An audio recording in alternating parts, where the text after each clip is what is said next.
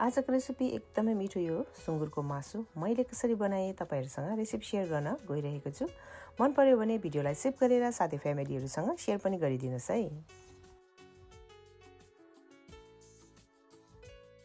यसको लागि चाहिँ एउटा भाँडालाई राम्रोसँग तताएर त्यसमा 2 चम्ची जस्तो तोरीको तेल तताउँदै छु।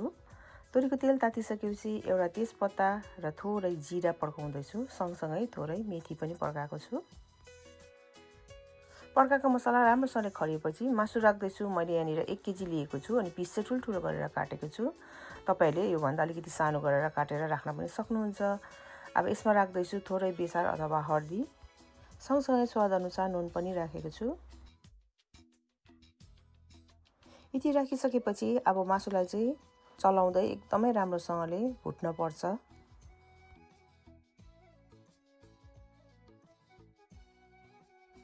मासुलाई चाहिँ मैले भुटेर यतिको रेडी गरेको छु। कलर एकदमै राम्रो आइरहेको छ र बोसो पनि धेरै बिलिएर हेर्नुस् त तेल धेरै भइरहेको छ। अब यो स्टेजमा चाहिँ यो जति बिलिएको बोसो छ यसलाई चाहिँ निकालेर फ्याक्न पर्छ र अब यसलाई मैले निकाल्न गए।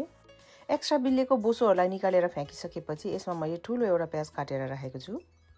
फ्रेश राख्नुस् अथवा मैले जस्तै सुक्खा स्वाद अनुसार खोर्सानी राखेको सामग्रीहरुलाई एकपल्ट चलाएर राम्रोसँगले मिक्स गरिदिने।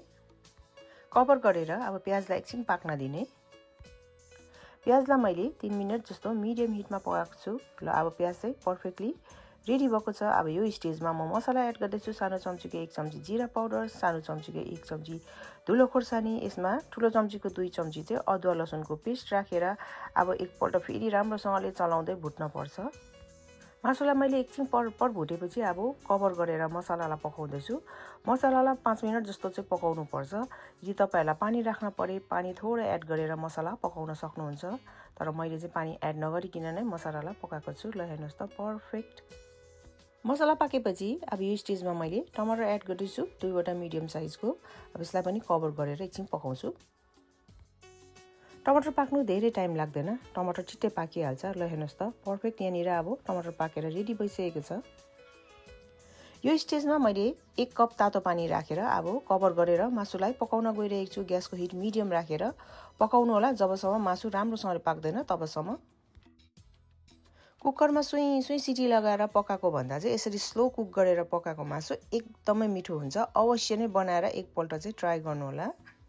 अन्तमा मैले 1 मुठी जस्तो यहाँनिर धनिया पत्ता पनि राखेर अब यसलाई पनि मज्जाले मिक्स गर्दैछु। राम्रोसँगले मिक्स भइसकेपछि अब यो तातो सर्भ गर्नको लागि रेडी छ।